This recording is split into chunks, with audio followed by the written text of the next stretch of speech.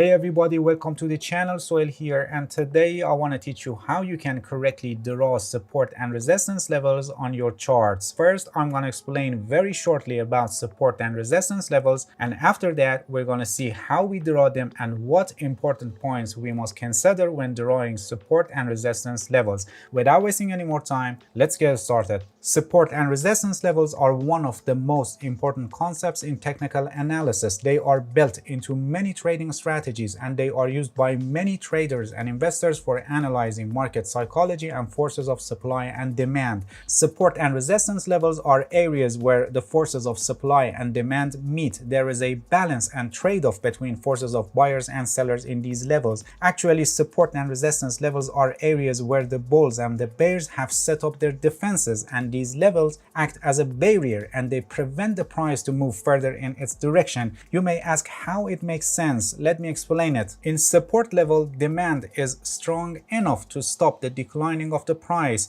It means that in support levels, the price gets difficulty to break this level and go lower, and buyers step in and take the control of the price and push the price up, and the bulls become in control.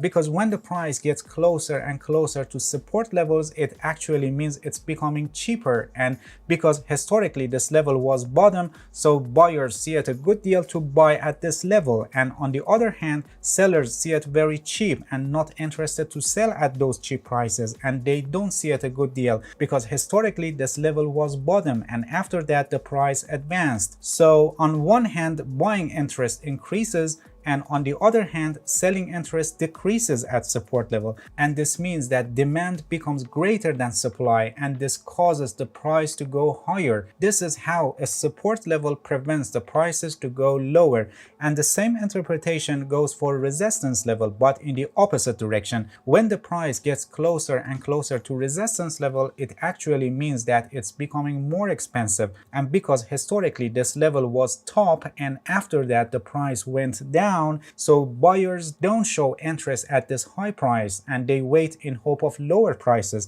And on the other hand, sellers see this level as good price and selling interest increases. So here supply becomes greater than demand, and this causes the price to go down, and this is how a resistance level prevents the prices to go higher. Alright, now let's see how we draw support and resistance levels. For drawing any line, we need at least 2 points, and we draw the line by connecting the points. For drawing support level, we need at least 2 lows, and by connecting the 2 lows by the help of a line and extending the line to the right, we have our support level. And for drawing resistance level, we need at least 2 highs, and by drawing a line on the 2 highs and extending it to the right, we have our resistance level. The more the lines are touched and tested, the stronger they become. For example, a resistance level that is tested 5 times is more significant than a resistance level that is tested 3 times.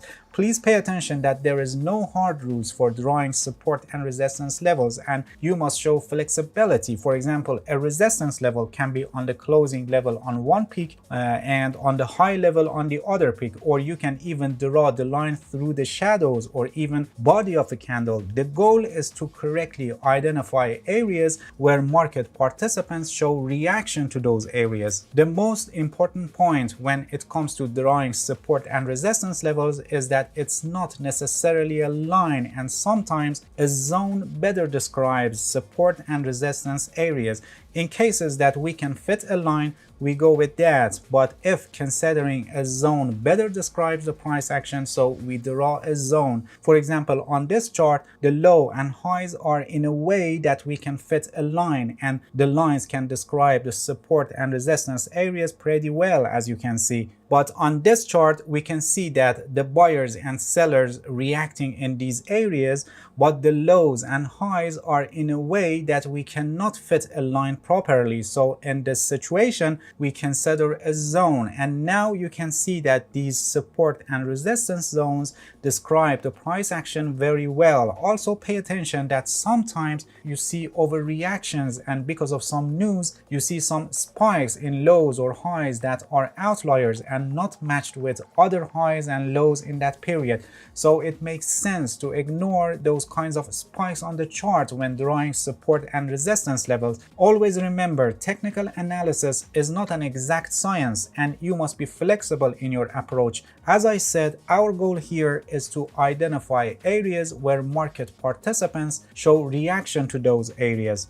Alright, another example here, and I want to explain an important point about support and resistance levels, and that is their changing of roles. When they are broken, the role is reversed. For example, on this chart, as you can see here, the price is in a trading range with these perfect support and resistance levels, and here the support level is broken. When the price falls below a support level, as you can see here, the support level becomes a resistance level, because when the support is broken, it means that supply overcame demand at this level. So if the price rises and approaches this level, sellers again take the control and don't allow the price to go higher. And if the price rises above a resistance level, the resistance level becomes a support level, because when the resistance is broken, it means that demand overcame supply, and when the price decline and get close to this level, buyers again take the control and prevent the price to go lower. So always remember, when support and resistance levels are broken,